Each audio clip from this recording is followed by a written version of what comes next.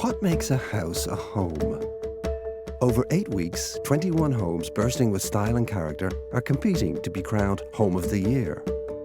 In the series so far, the judges have travelled the country, finding extraordinary homes worthy of a place in the final. Making the tough decisions are interior design legend Hugh Wallace, architect Declan O'Donnell, and textiles and homeware designer Helen James.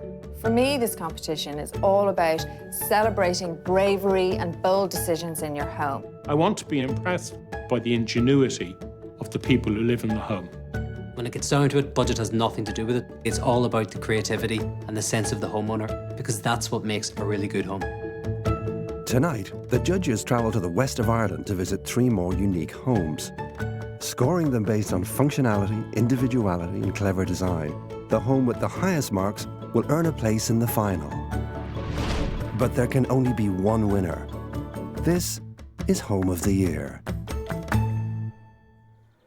First, Jane Chambers and Miles Lambert moved to Sligo to set up their beachfront cafe Shells in 2009.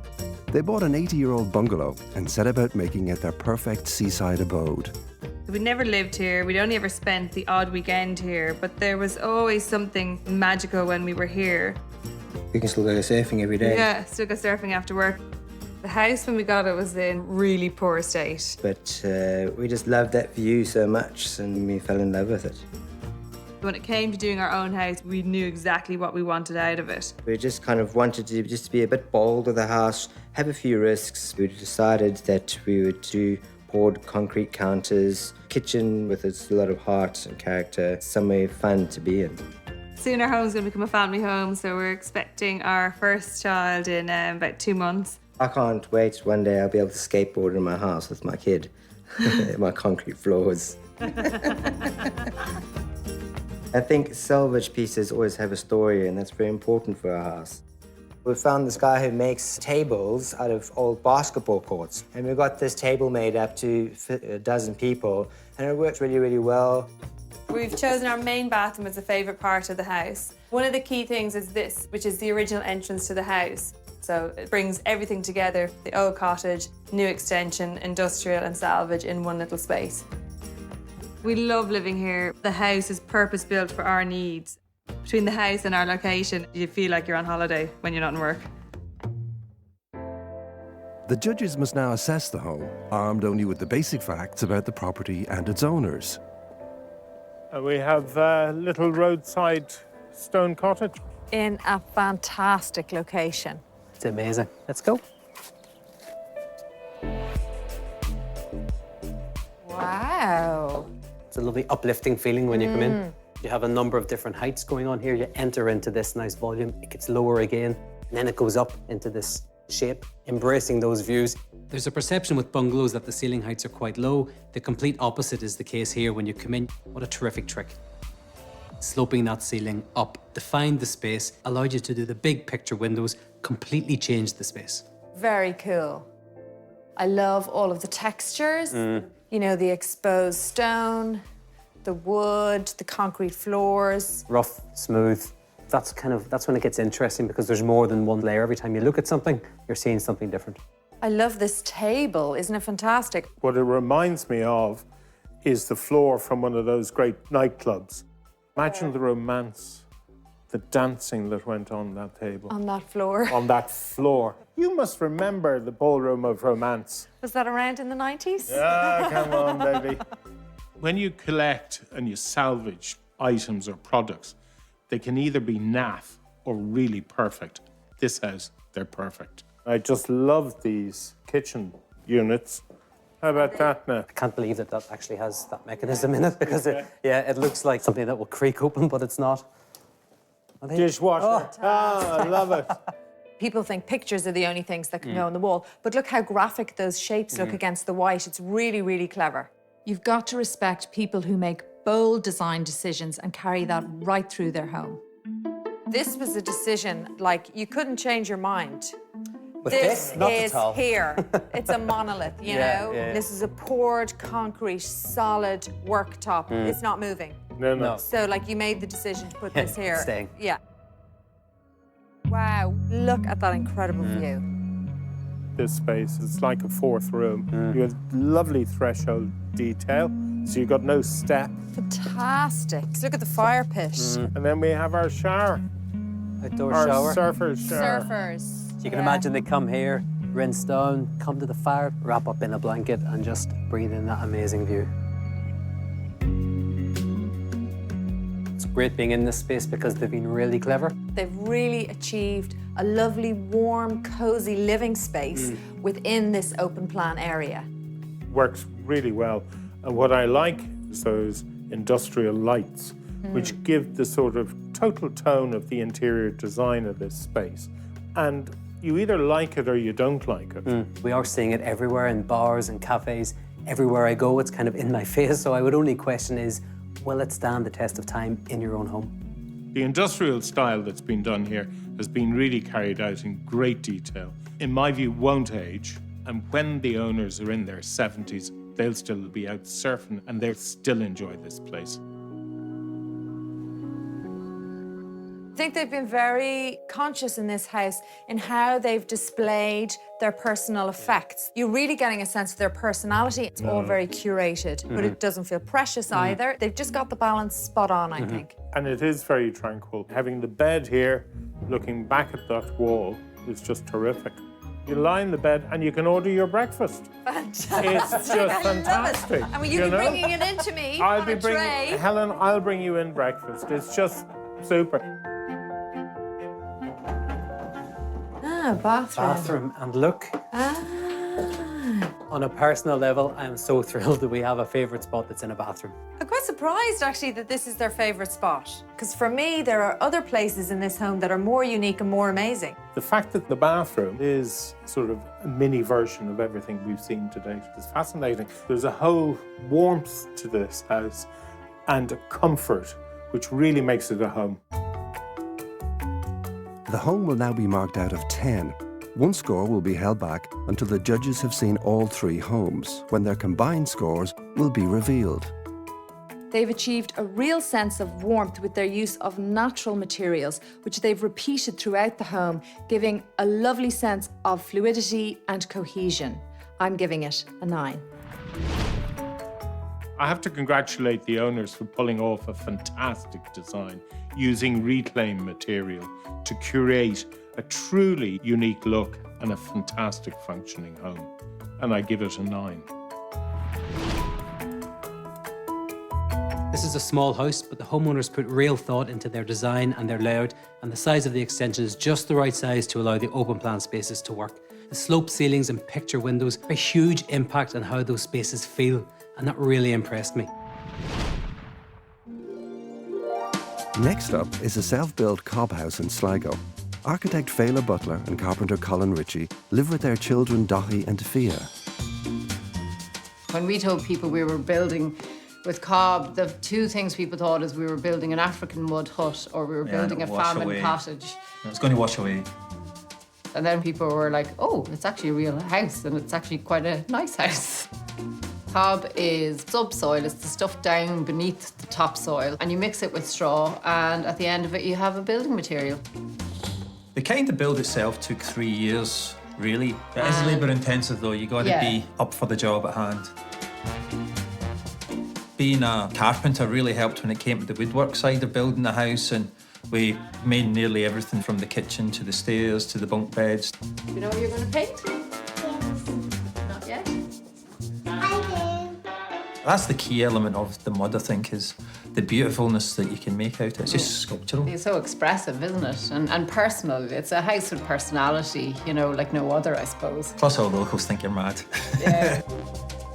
When I designed it, I always describe it as it was this invisible mould, and as Colin filled it, you know, people could finally start to see what I'd always been able to see. I love this house. She married the builder. Wow.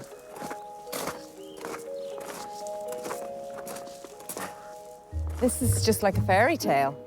This is a non-traditional building in terms of its construction. It looks like a cob house, which is made from compacted earth and straw. That's what gives it its roundy shape. Ah, it's very unusual. I've never seen a Cobb House before. I've never been in one. Neither have I. Shall we go? Yeah.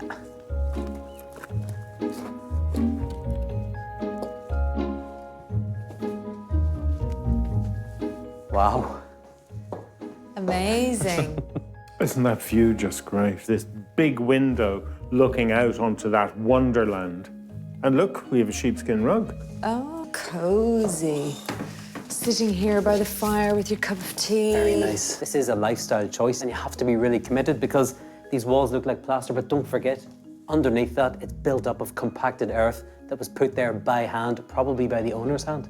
And you have to be amazed really at the time and effort that goes into doing something like that. It's different from what we do in terms Yes. of rigid drawings and lines. This is something that if you feel it should take a shape, you can make that shape and you can sort of knock down a bit and rebuild Change it. it. Yeah.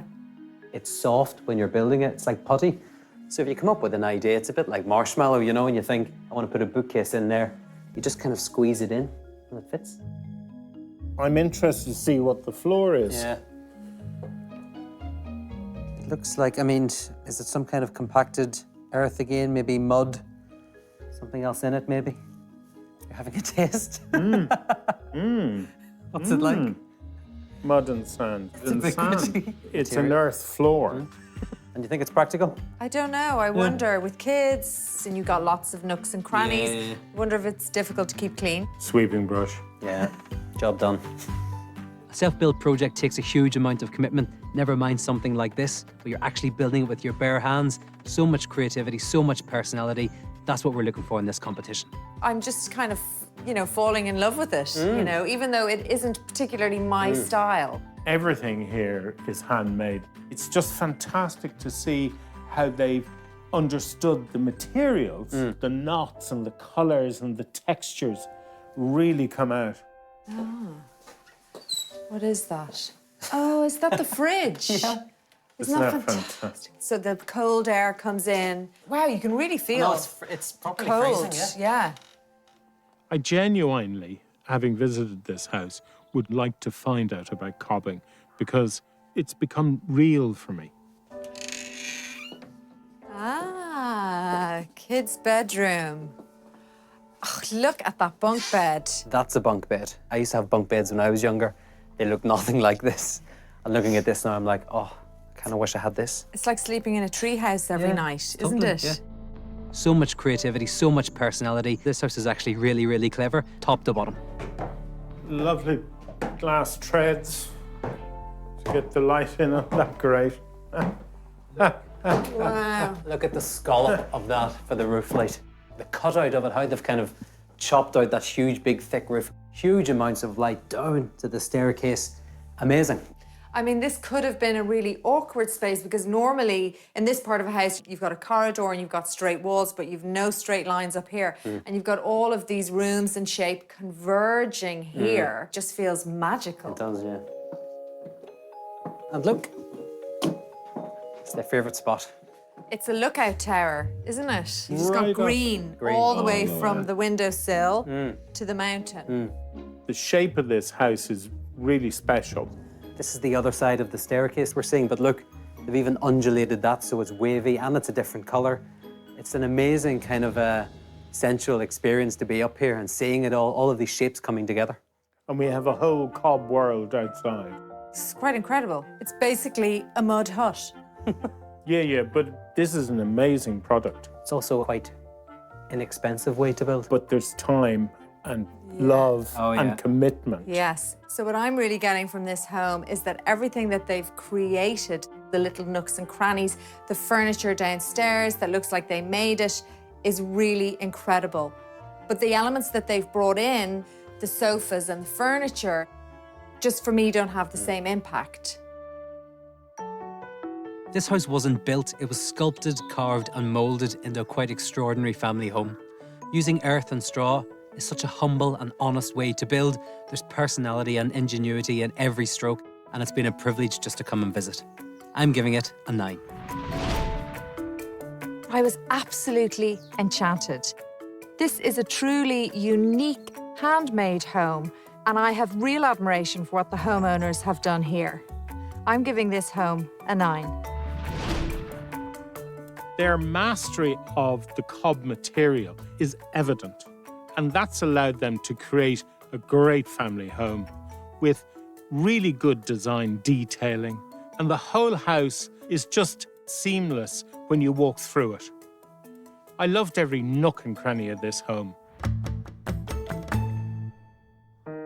The third home is on the Connemara coastline. After renting this tranquil thatch, Karen O'Connor persuaded her landlady to sell her the cottage she now calls home. I think there's something uplifting about a thatched cottage. The fact that it's so old and it's got all that history, culture, tradition. My own father, God rest him, grew up in a thatched cottage. I think there's something lovely about a natural roof like that. In the wintertime, it's lovely and warm. And in the summertime, it's lovely and cool. So when I moved in, all the big renovations had been done. It was really, I suppose, about putting my touch on the whole place in terms of the flooring, in terms of colours, kind of give a sense of being more room and a little bit more airy and all that. I wanted to kind of blend in different colours that I love from different places and still very much have that Irish feel. About 3-4 years ago, I decided that I really would love to build like a home office. And it just came together beautifully down beside the trees. I work from there part-time. There's a different feel to down there than there is to this house here. This is the heart of the house. And when I have friends and family in, this is where we relax, this is where we chat and have the crack. And then when I'm on my own, this is where I sit and have the half door open and let the sun stream in or the rain, whatever it is. So for that reason, this is my favourite spot. Well, one of my friends, when I told her I was going to call it Beach House, she started laughing. She said, "Sure, you can't see the beach." But it's that kind of dream of being beside the sea and that nice, easy life. There's something very special about it.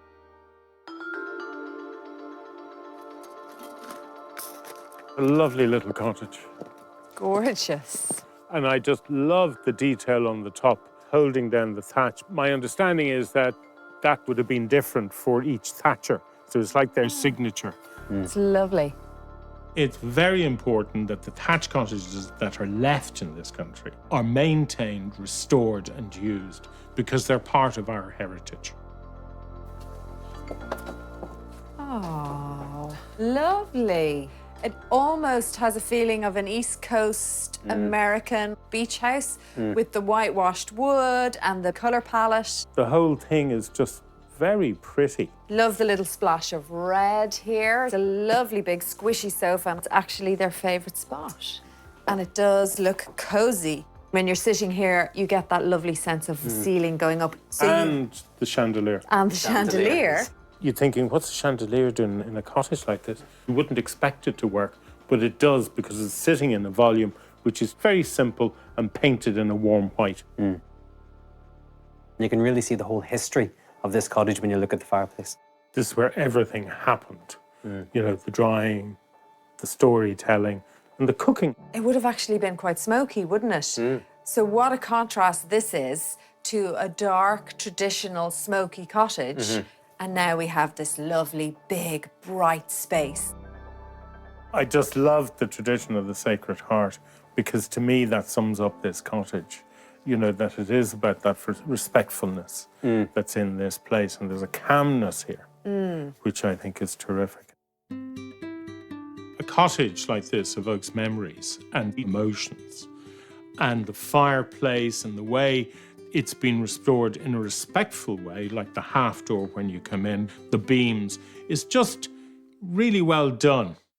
Kitchen space. Well, it's an odd kitchen because you only have the cooker. Yeah. To have a cooker without a sink beside it, I just don't know how I would use this kitchen.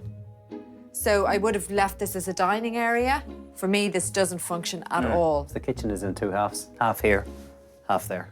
I know there's an element of compromise with the small footprint of the cottage, but this is not the solution. There's a better idea than this.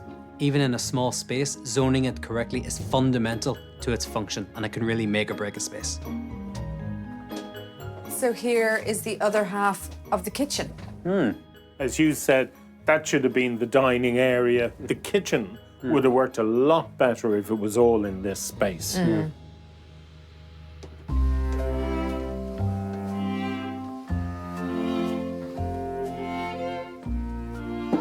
Yeah.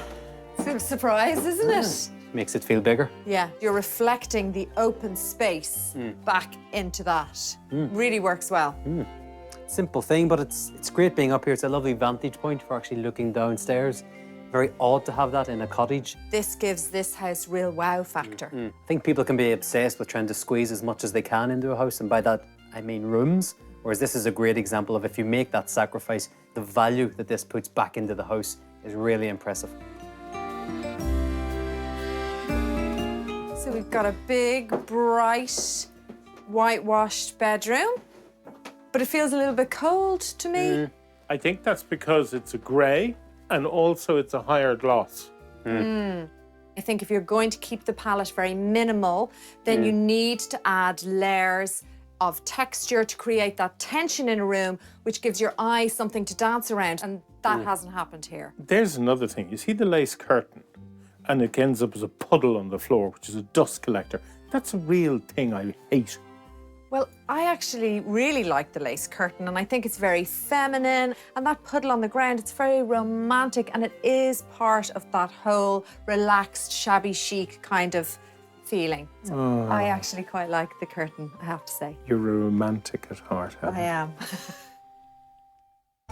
This house should be on a postcard, but in this competition, that's not enough. The exterior is faultless.